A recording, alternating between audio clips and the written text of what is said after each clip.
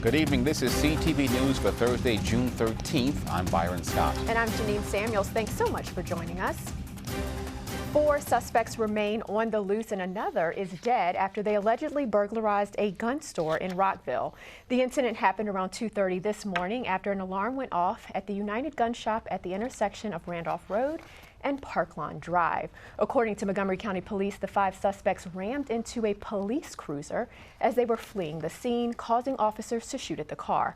The stolen getaway vehicle was later found a few blocks away with a man dead inside, and a bag with multiple firearms was located in a backyard not far from the scene.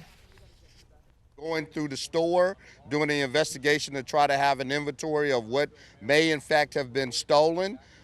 And we need to determine, based upon the number of weapons that we've recovered, what may still be outstanding.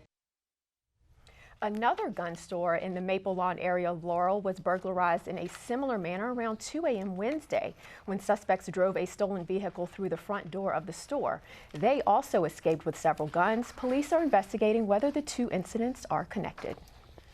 State and local leaders come together to discuss ways to strengthen Maryland Health Connection, the state's health insurance marketplace. More than 85,000 Prince George's residents remain uninsured. Of those, 26,000 would qualify for Medicaid, and another 55,000 could obtain financial assistance to lower the cost of health insurance. Without an insurance card, it's hard to get in the door in a lot of places. And if you say, well, I don't go to the doctor, I'm fine, you never know what tomorrow brings for yourself or your family. So we think it's very important for people to have insurance. And the more people in the system, that will help drive down costs for everyone. Explain what you need to do to get those people. How can we find these people, do outreach better, communicate, what parts of the system do we have to improve to get them into coverage? The number of Maryland residents without health insurance is at a historic low of 6.1%. For more information, go to marylandhealthconnection.gov. Police have charged a man who say they sexually assaulted a woman in Suitland earlier this week. The suspect is 39-year-old Michael Haskins. Police say on June 11th at around 7:30 p.m., officers were called to the 4000 block of Silver Hill Road for the report of a sexual assault. When they arrived, they found Haskins being subdued by a witness who heard the woman's screams for help. Haskins was arrested at the scene. Police say the victim and suspect do not know each other. Anyone with information regarding this case is asked to contact authorities.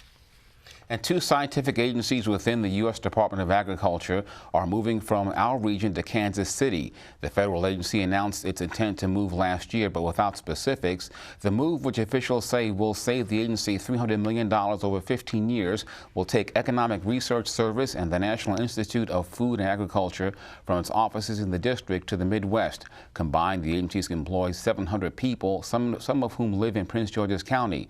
They will have 30 days to decide whether to relocate or take a severance package. A small number of positions will remain in D.C. Prosecutors in the Capitol Gazette shooting case are requesting the tax records of 39-year-old Jared Ramos to prove that the defendant is of sound mind. Ramos of Laurel is accused of fatally shooting 5 employees of the Capitol Gazette in June of 2018 after blasting his way through the Annapolis newspaper's office. Tax records are commonly used in financial crime cases but are unusual in questioning a defendant's behavior or mental state. The motion is expected to be resolved later this month.